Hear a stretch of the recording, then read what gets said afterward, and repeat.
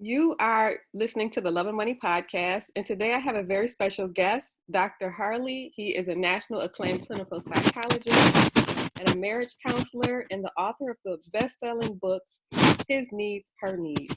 Thank you for being on the show, Dr. Harley. Glad to be with you. We're getting a little something in the background. Do you hear it? It seems to be okay now, hopefully. You hear it? Right now I don't hear it, but there was some interference. And if you're picking it up, then let's figure it out. But if you're not hearing it, and I'm the only one hearing it, I don't have any problem with it. Okay. Yeah, let's just try to move forward. I think it'll be okay. Move forward. Hope you can edit. Dr. Harley, so can you tell us who you are and what do you do? Well, I'm a clinical psychologist. I am an author. I've written 23 books on marriage. And I used to run a network of mental health clinics in Minnesota that I operated in 32 locations. So I had the largest network of mental health clinics. So basically, I'm a clinical psychologist, but I've specialized in marriage and problems related to marriage. And that's basically everything that I write about is on the topic of marriage. I have a website, marriagebuilders.com, that I launched in 1995 when there weren't a whole lot of people doing websites back then. So I became quite popular because I was one of the few people that were actually up and running. And now the field is crowded, I would say. Okay, that's interesting. So you have a lot of experience. What's your background? Well, my background is actually in math and computer science and physics. But I got into psychology in graduate school. And so I got into clinical psychology basically coming out of an engineering interest and background. So all of my approach to marriage has kind of an engineering feel to it, which is something men can sort of relate to. Women are okay with it, but I'm not very touchy-feely. I'm more get to the point, get the problem solved, get it over with. And men like that idea. So I'm very popular with men, and women like me too because everything I do benefits them as well. Okay, Dr. Harley. So a lot of people watching you are not married. And so some of my questions are going to be tailored to dating and other questions will be towards marriage. And okay. Joyce and I ran a dating service for a while too, so we have a little experience with that. okay. So for women who are not married, who would like to be married, what is a good way to avoid wasting time? Well, the first thing you need to know about dating is, do you have what it takes to attract anybody to you? And so when we ran our dating service, basically, we were brutally honest with the people who attended. And for the men, we wanted them to get a job. You know, many of them were unemployed and they wanted to marry somebody who would support them. We said, that's not going to work. You can't even do that. And for women, they kind of let themselves go physically. And so we worked with them to get them to lose weight, to use makeup, to dress better, look sharp. So when we sent people out on a date, the men had a job. They looked good. The women looked good. Some of them did and some of them didn't have a job. But we were pretty successful in getting the date to go beyond the first date. In other words, they met each other. Yep, check, go off the checklist. Yeah, you got this, you got that. And then comes the part of getting to know each other. But basically, you don't get past the first date if you don't meet really important expectations. And for men, it's financial support. I mean, can this guy support a family? Um, and it's getting to be that way for women too. In other words, men are dating women who have a job now much more so than they did like 50 years ago. So I'd say, your topic that you wanted me to talk about today, love and money, big topic, very very important, and it's kind of a gatekeeper issue. In other words, do you have a job? That gets you past the first date. Okay.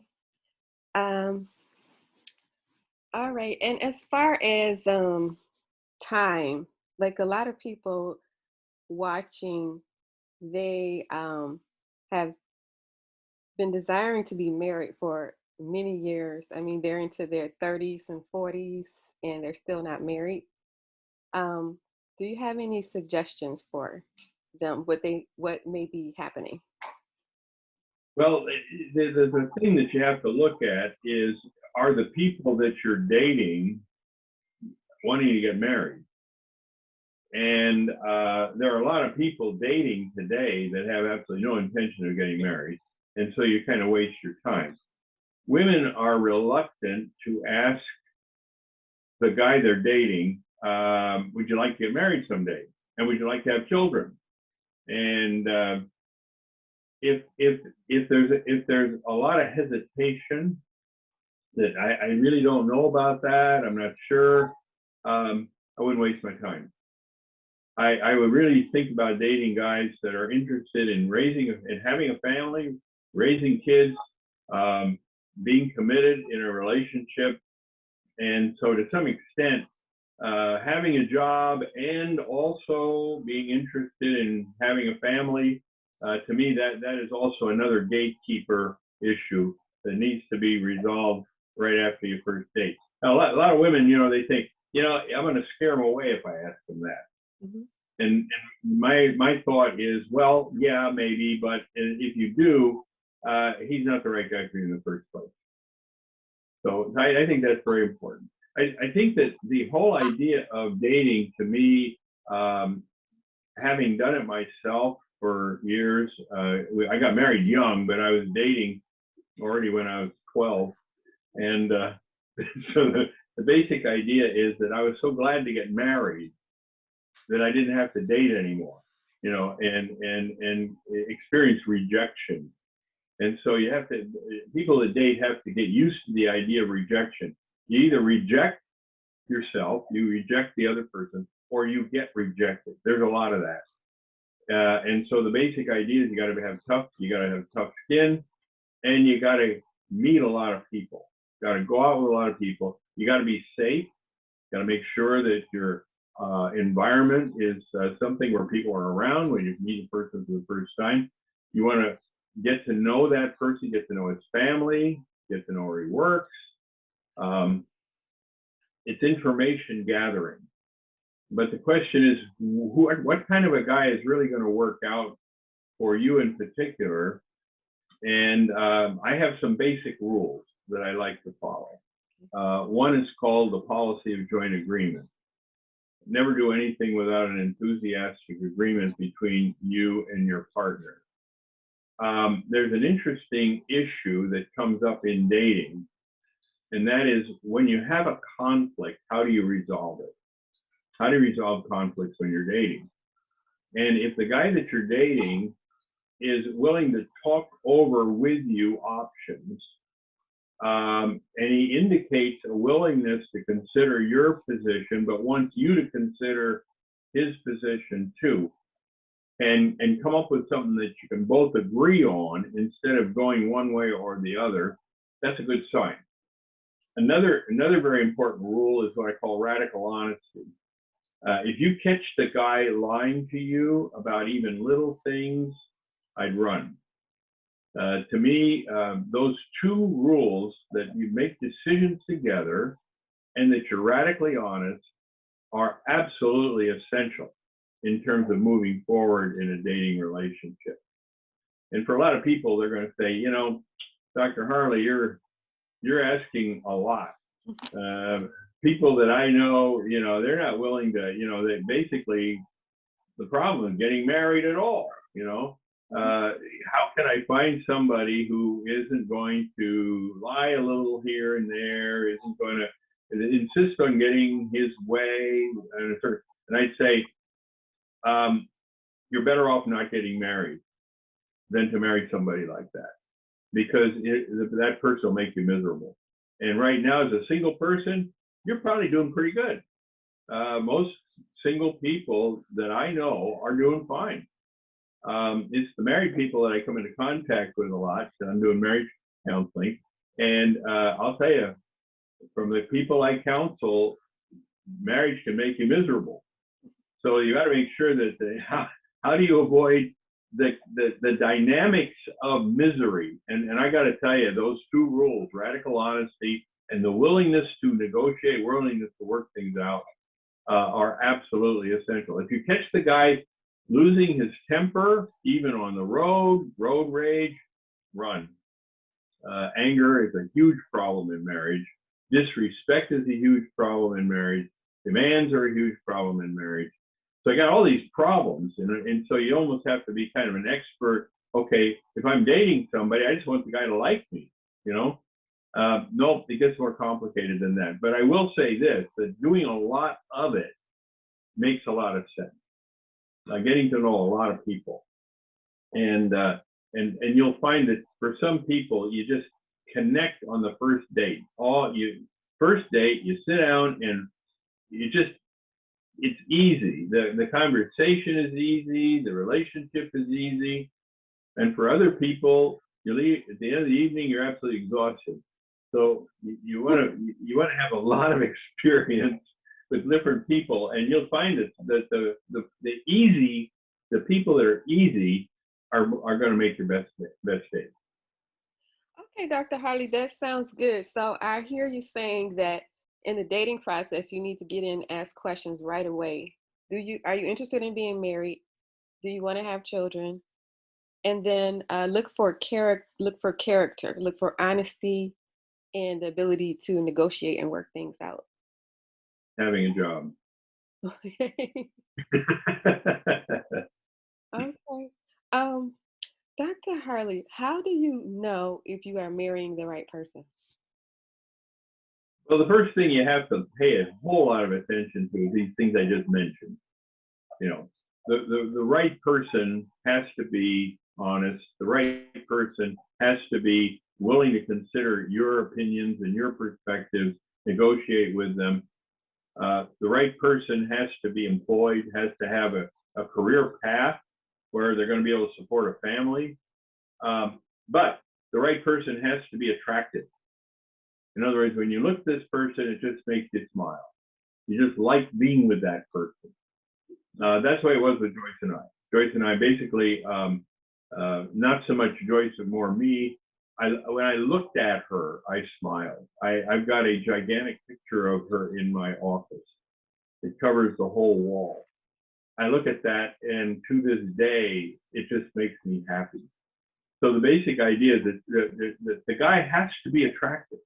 Has to be attractive for this work. He could be the nicest guy in the world, and he could have a great job, and he could be radically honest. All the rest. If he's not attractive, it's not going to work out too well for you.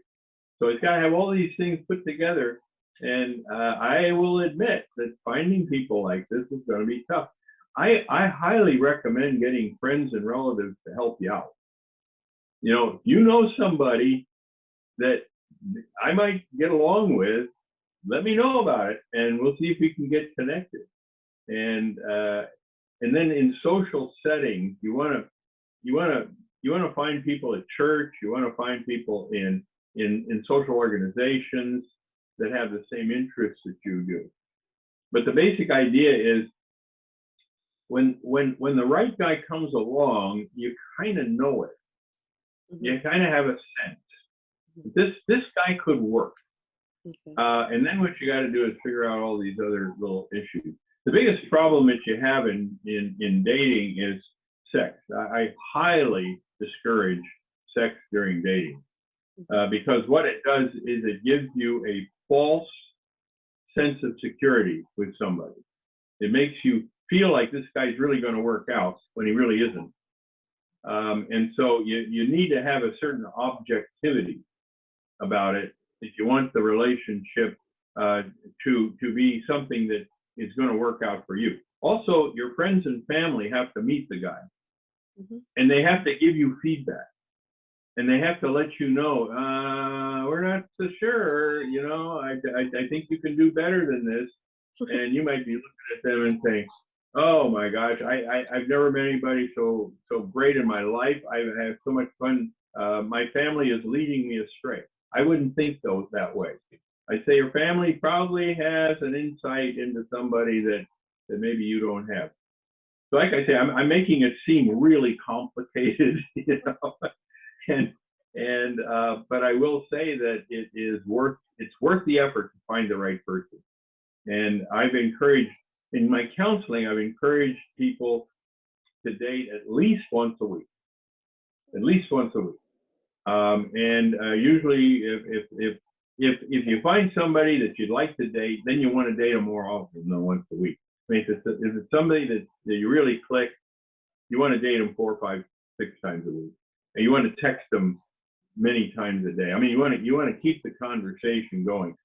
And then if the person says, well, you know, you're a good friend and all, but I'm not really interested, then cut them off completely, starting all over again with somebody else.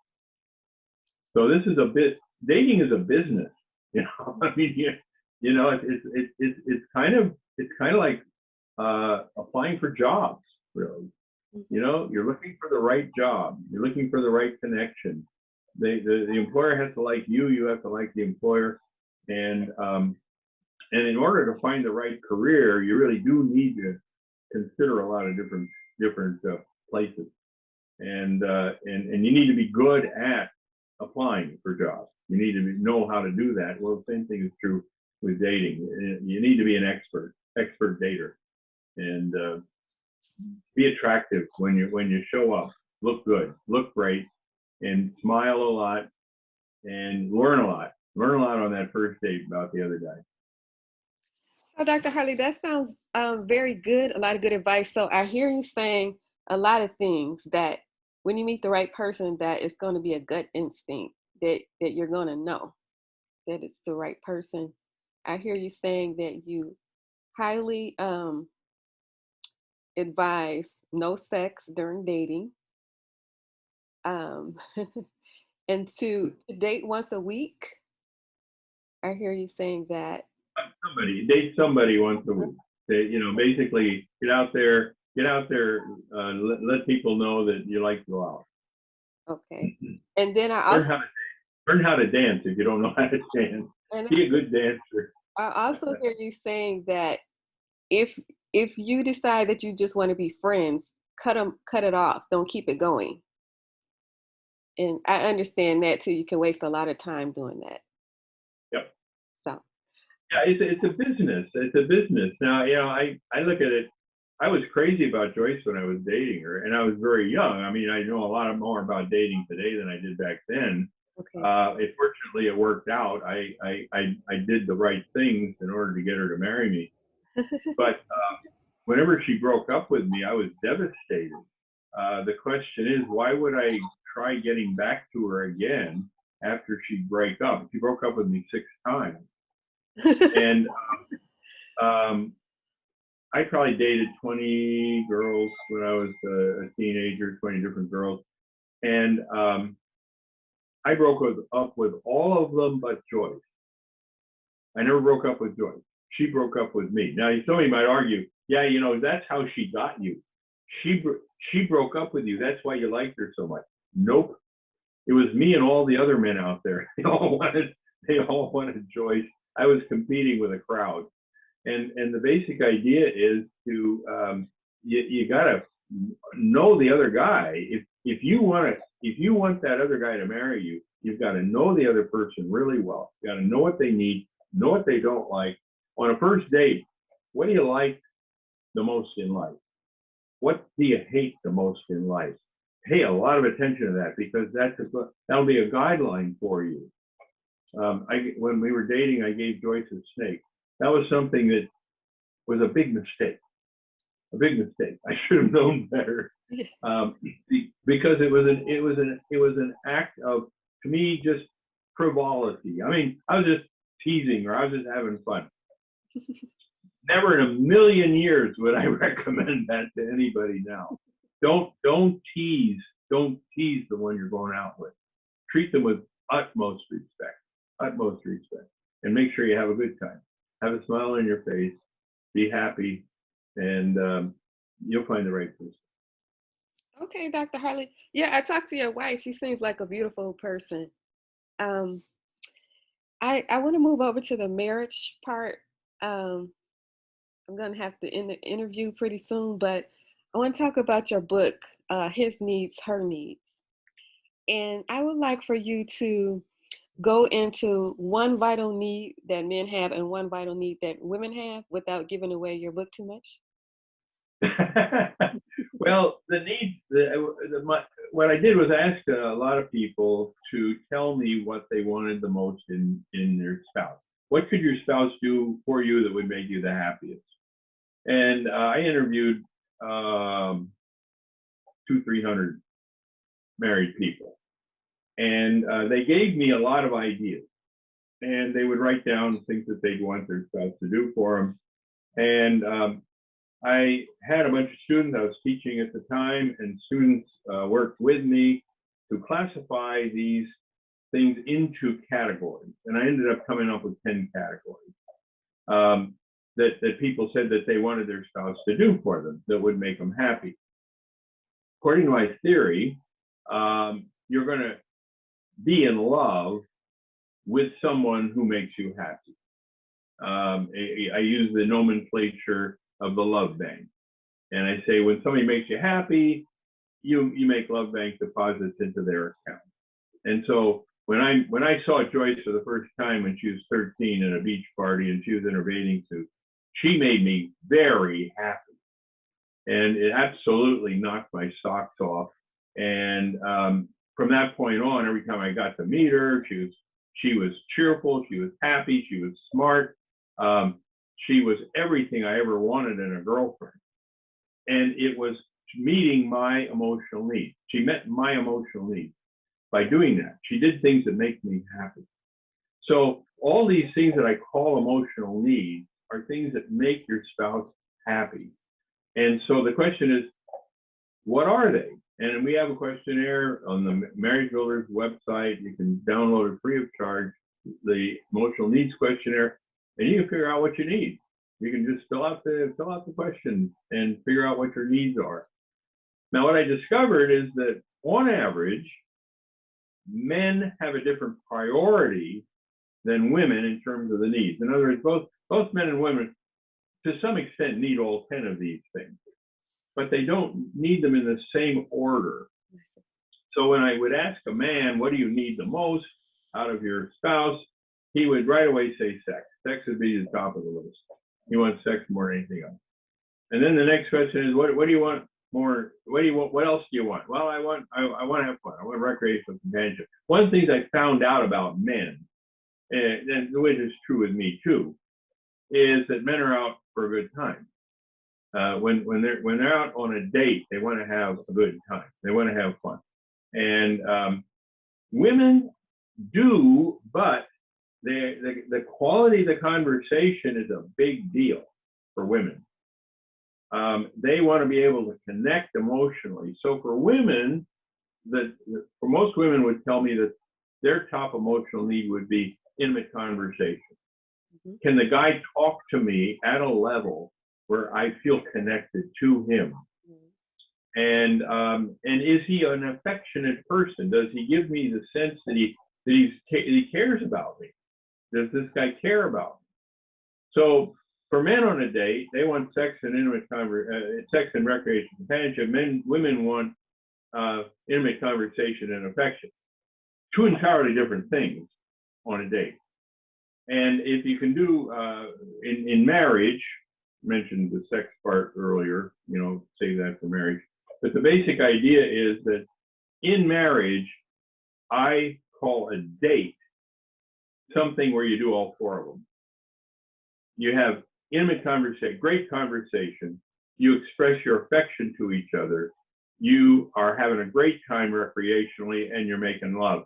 To me, that's a date in marriage. And I encourage people to have those dates. I have a series that I've written on my website. Go to the article section, you'll see the series, Dating the One You Married. And it tells you how to do that, how to have romantic dates where every time you have a date, everybody's having a good time. So anyway, the most important need for most men is sex. The most important emotional need for women is intimate conversation, great conversation, connecting through conversation. And there are nine other emotional needs. Financial support, we talked about that earlier. That's one of them. And but Okay, Dr. Harley, sounds good. We are getting ready to get cut off, so can you just tell people where to find you if they want to reach out to you, and where can they purchase your book? well, His and Eternities is my most popular book. Next to that is a book called Love Busters. I've also written a book called He Wins, She Wins. I've written 23 books altogether. For singles, I've written a book called Buyers, Renters, and Freeloaders. And it has a lot to do with learning how to date people that are going to be buyers. How do you date a buyer?